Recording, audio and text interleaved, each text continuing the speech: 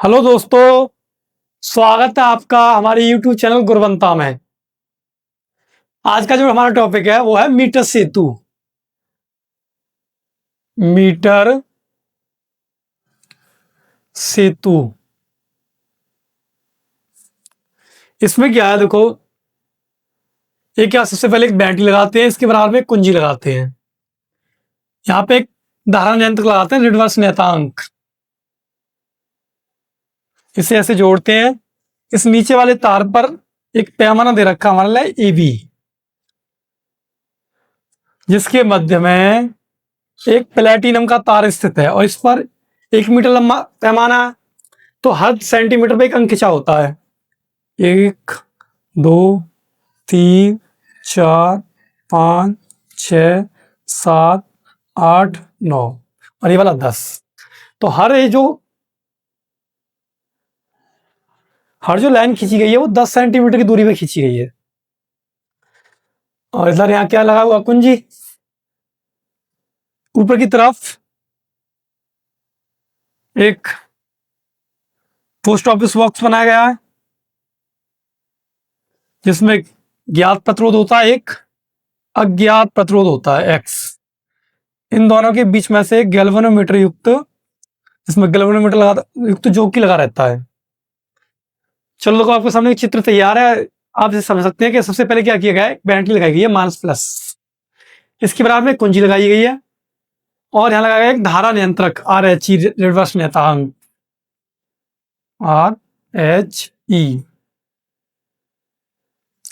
ये क्या करता है, धारा को नियंत्रित करता है। जितनी धारा हमें चाहिए इतनी धारा अपने पास रखता है वो। जैसे हम कुंजी को ऑन करेंगे तो पर्पज से धारा बहने लगती है। अब ऐसी कंडीशन में जो पोस्ट ऑफिस बॉक्स में हमने दो प्रतिरोध रख रखे हैं, एक ज्ञात प्रतिरोध है, दूसरा अज्ञात प्रतिरोध है। R जो प्रतिरोध है वो हमारा ज्ञात है, X जो प्रतिरोध हमारा वो अज्ञात है। तो R ज्ञात प्रतिरोध, X कैसा, अज्ञात। तब हम इन दोनों के मध्य में गैल्वेनोमीटर युक्त क्या लगा है, जोकी लगा है। इस गैल्वेनोमीटर युक्त जोकी को बिंदु A से B की ओर फिसलाते हैं। अब जब हम इसे बिंदु A से B की ओर फिसलाते हैं तो वैसे तो इस पैमाने की जो लंबाई है वो 100 सेंटीमीटर है। मैंने माना कि यहां से जहां तक ये दिखाया गया है चित्र में, यहां से यहां तक की दूरी L है। और यहां पर जाने पर जब बिंदु A से B की ओर फिसलाते हैं तो यहां जाने पर गैल्वेनोमीटर में धारा कभी शून्य हो जाती है। और गैल्वेनोमीटर में धारा शून्य है तो जो सेतु है अपना मीटर सेतु, वो संतुलन की भांति कार्य करता है। संतुलन की भांति कार्य करता है कितनी दूरी पर, L दूरी पर। इसका मतलब यह है कि L दूरी पर गैल्वेनोमीटर में धारा शून्य हो जाती है। तो बची हुई दूरी कितनी है हमारे पास, 100 - L। ये किसके लिए मिली, अज्ञात प्रतिरोध के लिए मिली। ठीक है, समझते हैं। मीटर सेतु का प्रयोग, मीटर सेतु का प्रयोग हम अज्ञात प्रतिरोध को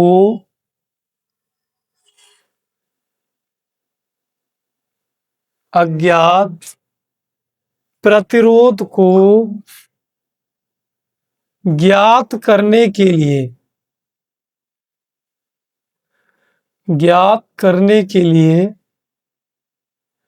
करते हैं। भाई, मीटर सेतु का जो प्रयोग करते हैं हम, वो अज्ञात प्रतिरोध को ज्ञात करने के लिए करते हैं। चित्र में R ज्ञात प्रतिरोध,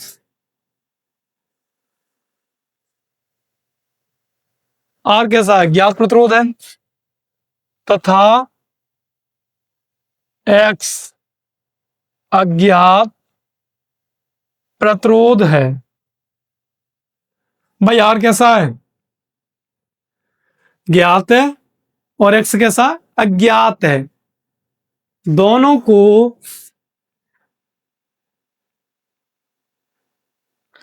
चित्र के अनुसार पोस्ट ऑफिस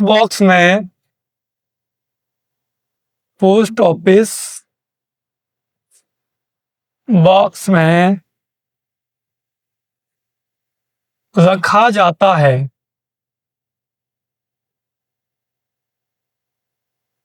जो R ज्ञात प्रतिरोध है, X अज्ञात प्रतिरोध है, दोनों को चित्रानुसार पोस्ट ऑफिस बॉक्स में रखा जाता है। मैंने बताया आपके लिए कि जो मीटर सेतु है, इसका जो कार्य है वो अज्ञात प्रतिरोध को ज्ञात करने के लिए किया जाता है।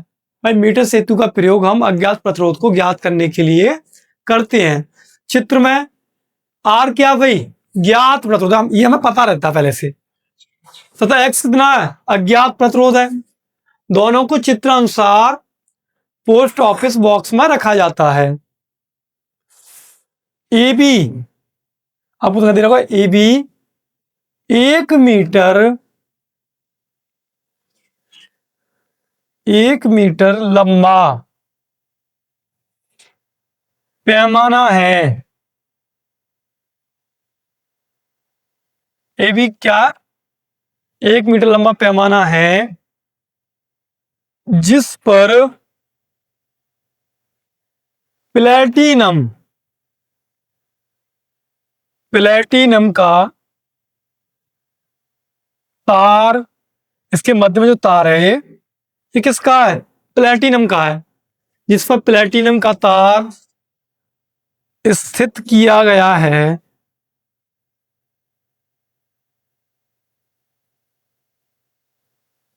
तब दोनों प्रतिरोधों के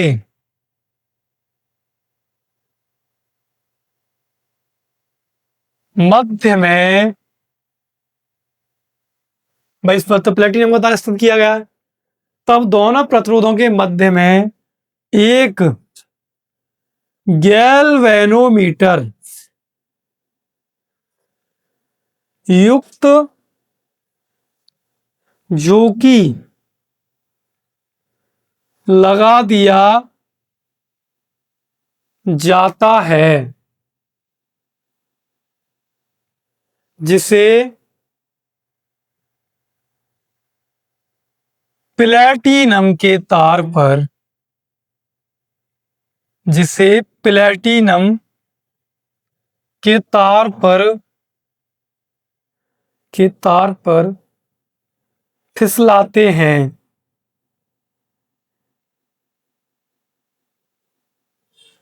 यदि तार की इकाई लंबाई, यानी 100 सेंटीमीटर तो 1 सेंटीमीटर लंबाई का, यदि तार की एकांक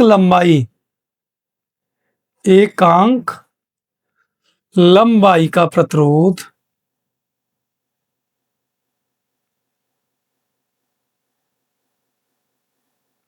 कितना भाई, रो है, कितना रो है, तब की को ऑन करते हैं।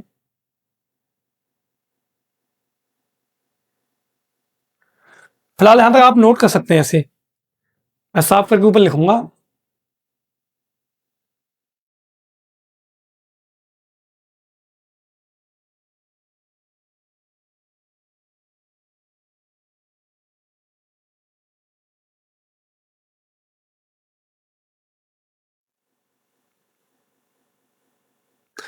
तब की को ऑन करते हैं तथा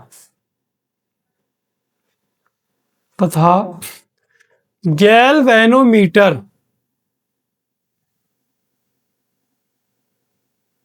युक्त चौकी को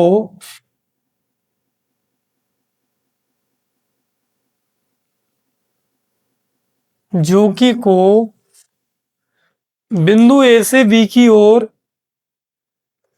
गैल्वेनोमीटर युक्त चौकी को बिंदु ए से बी की ओर फिसलाते हैं।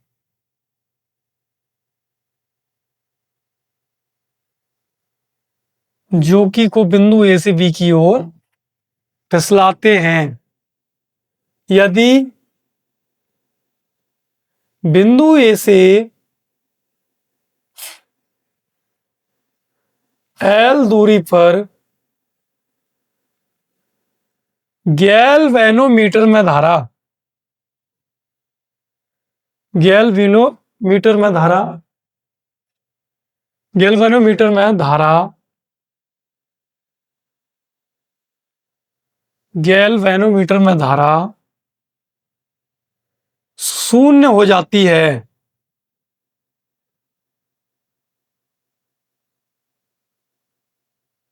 तब सेतु संतुलन की भांति कार्य करता है।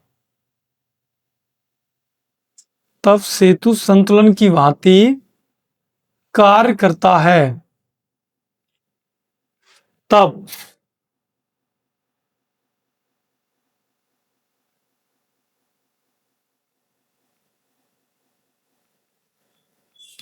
तब R बराबर L लंबाई का प्रतिरोध, L लंबाई का प्रतिरोध बटे में X बराबर, भाई R के सामने कितनी लंबाई है, L लंबाई है, तो L लंबाई का प्रतिरोध X का कितना है, 100 माइनस L लंबाई का प्रतिरोध।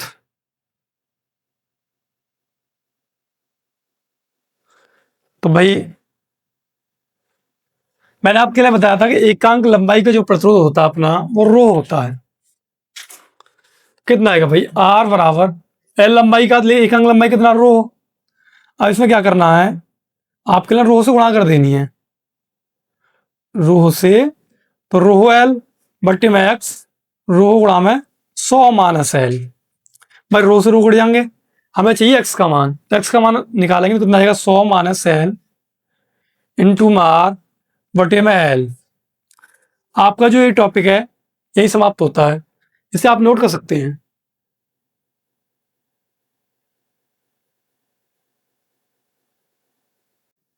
अगला जो टॉपिक है वो है सेलों का संयोग। तो आज का जो टॉपिक है वो है श्रेणी क्रम में संयोग।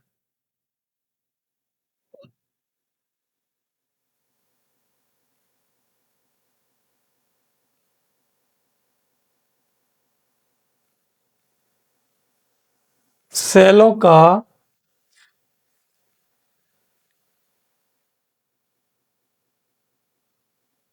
श्रेणी क्रम में संयोग।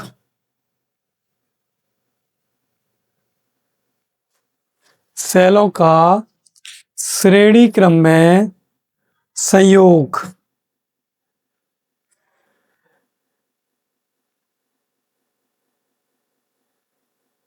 तो भाई इसके लिए एक चित्र बनाते हैं।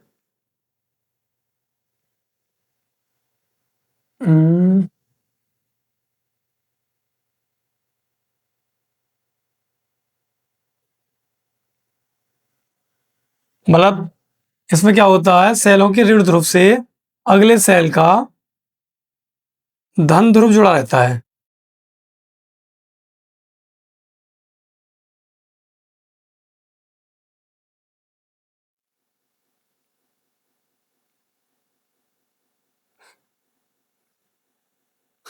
नीचे की तरफ एक लोड प्रतिरोध R तथा इसके साथ एक कुंजी K। भाई इसका जो विद्युत वाहक वाला E1 है, इसका E2, इसका E3, ऐसे डॉट डॉट n सेल जोड़े गए हैं। ये प्लस ये माइनस, ये दूसरे सेल के लिए, इधर प्लस इधर माइनस, इधर प्लस इधर माइनस, ये तीसरे सेल के लिए, ये चौथे सेल के लिए, प्लस माइनस। इसका जो आंतरिक प्रतिरोध R1, इसका R2, इसका R3, इसका Rn। तो चित्र के अनुसार n सेल श्रेणी क्रम में जोड़े गए हैं जिनके विद्युत वाहक बल क्रमशः E1, E2, E3, En है। इनके आंतरिक प्रतिरोध R1, R2, R3, Rn है। श्रेणी क्रम में जब संयोग करते हैं तो संयोग प्रत्येक सेल का ऋण ध्रुव से अगले सेल का धन ध्रुव जोड़ा जाता है। और इसमें क्या है, जैसे जोड़ा जाता है तो इसमें प्रबल विद्युत धारा प्रवाहित होने लगती है। प्रबल क्या होती है? प्रबल विद्युत धारा। अब विद्युत धारा प्राप्त होती है, विद्युत धारा के मान हमें ज्ञात करना है कि भाई कितना होगा, कितनी धारा प्राप्त हो रही है हमें। आपने देखा है कि जब बहुत सारी बैटरियों को लगा के हम धारा के मान की में क्या करते हैं, वृद्धि करते हैं। तो भाई इस प्रकार के संयोग में, इस प्रकार के संयोग में सभी सेलों के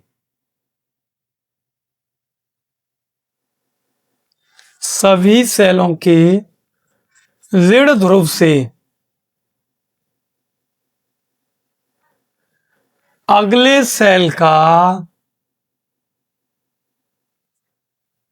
धन ध्रुव, अगले सेल का धन ध्रुव जोड़ दिया जाता है।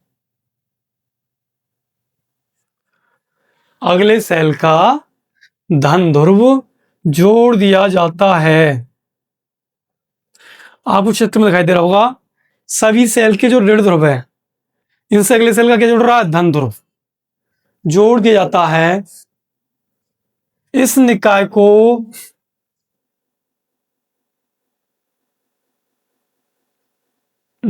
को एक लोड प्रतिरोध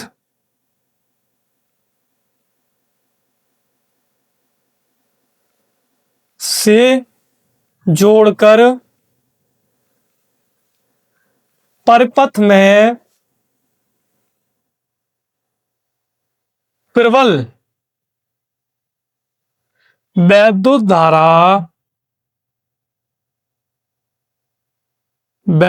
धारा प्रवाहित की जाती है। प्रवाहित की जाती है। भाई परिपथ में प्रबल विद्युत धारा प्रवाहित की जाती है। माना n सेल चित्रानुसार श्रेणी क्रम में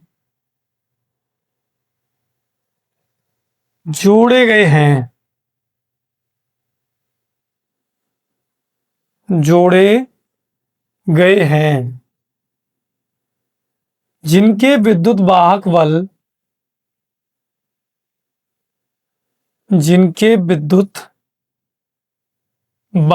बल, क्रमशः E1, E2, E3 En तथा आंतरिक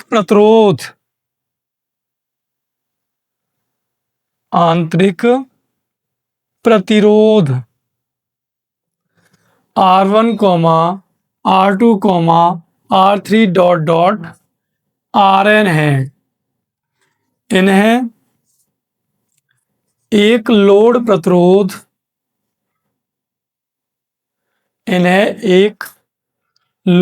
प्रतिरोध R से जोड़ दिया जाता है।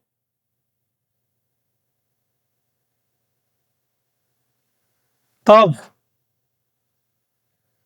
परिपथ में बहने वाली धारा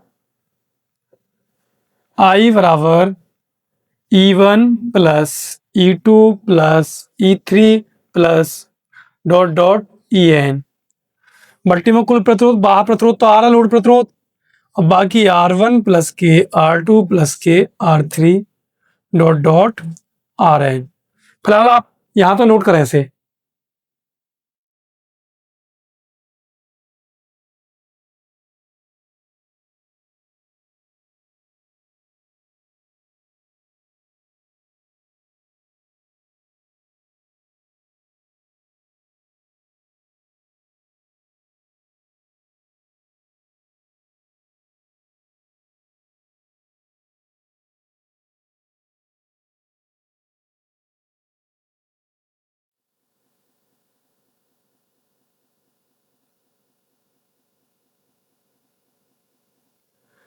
भाई यदि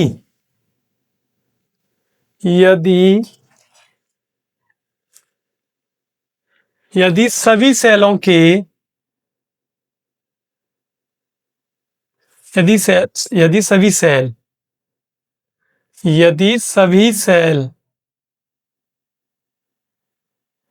एक समान है, कैसे है, एक समान है, तो इनके विद्युत वाहक बल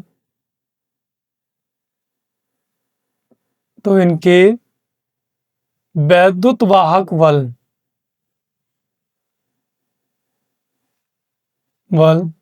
तथा आंतरिक प्रतिरोध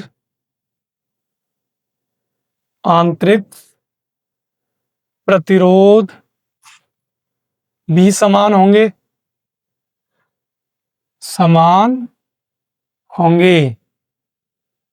तब भाई आई बराबर कितना आ जाएगा, आई बराबर E plus E dot dot कहां तक, ई एन तक, बटे में आर प्लस ई बन जाएंगे R plus R dot dot कहां तक, आर एन तक। तो आपने पिछली क्लासों में सीखा ही होगा, ई और एन बार हो तो एन ही आ जाता है, कितना आ जाता है, एन ही, बटे में आर है ही। इसी प्रकार आर आर कितनी बार है, एन बार है, कितना जाएगा, एन आर। तो आई का जो मान आएगा वो एन ई बट्टे आर प्लस एन आर। यदि आर बढ़ा किससे, एन आर से, तब भाई एन आर क्या होगा, नगण्य होगा। ऐसी कंडीशन में जो धारा आएगी आई बराबर वो एन ई बट्टे आर आ जाएगी, यानी ऐसी कंडीशन में जो धारा होगी एक सेल की एन गुनी होगी। यदि आर से बड़ा कौन है, एन आर है, क्या, एन आर, तब आर क्या होगा, नगण्य होगा। तो ऐसी कंडीशन में आई कितनी आ जाएगी, भाई ऊपर तो एन ही आएगा और नीचे आएगा एन आर, एन से एन कट जाएंगे तो आई कितना आ जाएगा, ई बट्टे आर। यानी ऐसी कंडीशन में जो धारा होगी एक सेल की धारा के बराबर होगी। तो आज की जो आपकी क्लास है वो यही समाप्त होती है। वीडियो अच्छी लगी हो तो वीडियो को लाइक और चैनल को सब्सक्राइब करें। Thank you.